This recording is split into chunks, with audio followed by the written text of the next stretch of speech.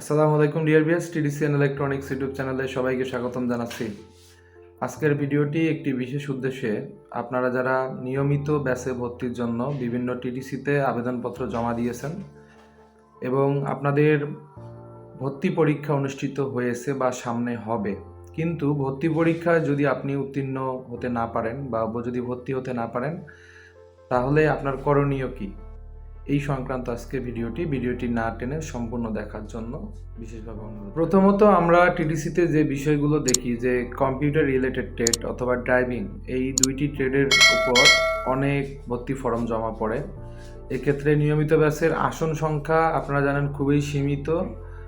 30 জন করেছিল ড্রাইভিং এবং কম্পিউটার বা গ্রাফিক্স ডিজাইনের 30 জন করেছিল, কিন্তু রিসেন্ট সময়ে এটিকে 35 বা 40-এ রূপান্তর করার কথা একটি মৌখিকভাবে বলা হয়েছে বিএমইটি থেকে। তো এখন প্রশ্ন হলো, এই 40ও যদি আসন সংখ্যা হয়, তারপরেও কিন্তু আবেদন সংখ্যা 400 প্লাস বা 300 প্লাস ছড়িয়ে যায়। তো এক্ষেত্রে যেহেতু আসন সংখ্যা সীমিত, আবার ফর্ম জমা পড়ে 300 বা 400, তাহলে যারা চান্স পেলেন না তাদের করণীয় কী? দেখেন, যেহেতু এটি একটি ফ্রি কোর্স, 3 মাস মেয়াদি, যদি আপনি এখানে উত্তীর্ণ হতে না পারেন, আপনি যদি এখানে সুযোগ না পান, তাহলে হতাশ হওয়ার কোনো কারণ নেই। এই 3 মাস বেকার অবসর সময় না কাটিয়ে বা আপনি চিন্তা করলেন যে আমি যেহেতু কম্পিউটারে চান্স পাইনি, আমি আর ভর্তি হব না, এরকম চিন্তা ভাবনা না করে আপনার উচিত যে এই 3 মাস অন্য কোনো ট্রেডে কোর্স করা। যেমন ধরেন, অন্য অনেক অকুপেশন আছে যেগুলোতে ভর্তির চাহিদা অনেক কম, সেগুলোতে আপনি সেই ট্রেডে গিয়ে আপনি সংশ্লিষ্ট ট্রেড ইনচার্জ স্যার তার কাছ থেকে খোঁজ নিতে পারেন যে সেখানে আসন ফাঁকা রয়েছে কিনা।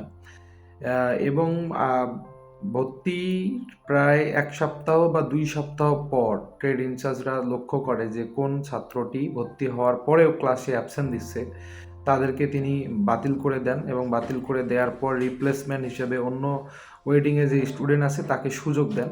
এক্ষেত্রে আপনারা যারা সুযোগ পেলেন না, তাদেরও একটি সুযোগ থাকে। আপনারা আপনাদের ট্রেডের যে ইনচার্জ রয়েছেন, দায়িত্বের যে শিক্ষক বা প্রশিক্ষক রয়েছেন, তার কাছে যোগাযোগ করে আপনি তাকে রিকোয়েস্ট করতে পারেন। যেহেতু আপনি বসেই আছেন, যদি আসন ফাঁকা থাকে তাহলে আপনি এই সুযোগটি লুফে নিতে পারেন এবং অন্য ট্রেডেও আপনি কোর্সটি সম্পন্ন করতে পারেন। এক্ষেত্রে আপনারা অনেকেই বলেন যে স্যার, নিয়মিত ব্যাচে কোর্স একাধিক করা যাবে কিনা?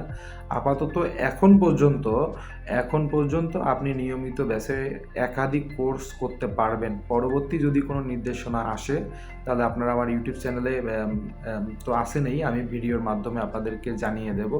তাহলে এখন আপনার করণীয় হলো এই 3 মাস বসে না থেকে আপনি অন্য অকুপেশনে, অন্য ট্রেডে আপনি ট্রেনিং সম্পন্ন করে আপনি নিজের যোগ্যতা এবং দক্ষতাকে বৃদ্ধি করুন।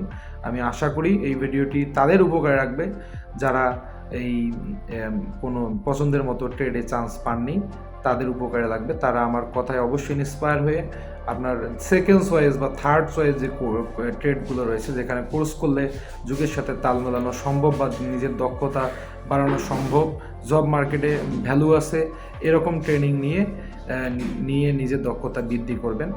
আশা করি সবাই বুঝতে পেরেছেন। আর যদি কোনো আক্স থাকে তাহলে আপনারা আমার কমেন্ট বক্সে এসে কমেন্ট করবেন। রেগুলার যারা ভিডিও দেখেন তাদের জন্যে সামনে একটি চমক রয়েছে। তারা অবশ্যই আরও বেশি করে কমেন্ট করবেন, লাইক করবেন এবং ভিডিওটি পারলে শেয়ার করবেন। ধন্যবাদ। আসসালামু আলাইকুম।